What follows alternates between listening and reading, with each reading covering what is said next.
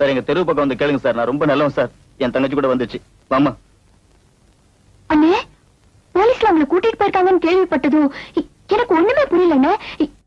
எதுக்கு எதுக்கு சார் கூட்டிட்டு வந்தீங்க? அவர் சொல்ல மாட்டாருமா. அந்த கொடுமை ஏமா கேக்குறேன்? கம்பெனி பணத்தை கையாடிட்டேன்னு சொல்லி ஏற்கனவே என் மேல கம்ப்ளைண்ட் கொடுத்திருக்காரு சொன்னேன்ல. இப்ப என்னடா ஆளை வச்சு அடிச்சுதான் புகார் கொடுத்திருக்காருமா. உங்க அண்ணா அப்படி செய்வேனாமா? அதை பத்தி எடுத்து சொல்றா கண்ணா.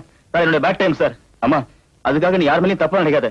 தவறு செஞ்சவங்களை மன்னிக்கிறதா நம்ம கத்துக்கிட்ட பாடம். ஜீசஸ், நீ ஆரம்பி. சார், எங்க அண்ணன் ரொம்ப நல்லவர் சார். கேட்டீங்களா சார்? தயவு செஞ்சு அவரை விட்டுருங்க சார். அப்ப நான் வரட்டுமா சார்? 1 minute. இன்னுமா? நீங்க ரொம்ப நல்லவரா இருக்கலாம்.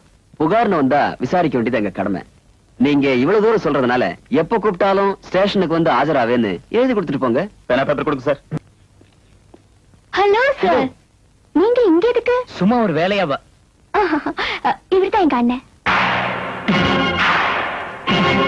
இவர் உனக்கு ஏற்கனவே தெரியுமா? நல்லா தெரியுமே, ரொம்ப நல்லவரு. இதாமா காலம். இவரா நல்லவரு? என் மேல கம்ப்ளைண்ட் கொடுத்தாரு இவர்தாமா. இவரா?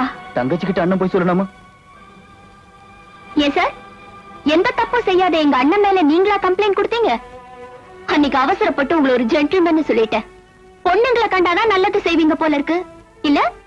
ஆத்திரத்துல வார்த்தையை கொட்டிடாதீங்க, திரும்ப அல்றது கஷ்டம். அம்மாடி, பாப்பலாம்.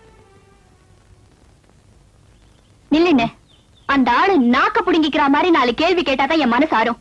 கேட்டு வந்துடுறேன். ஜீசஸ். மிஸ்டர் ஷாம் மேல இருந்து கம்ப்ளைண்ட்டை வாபஸ் வாங்கிக்கிறேன்.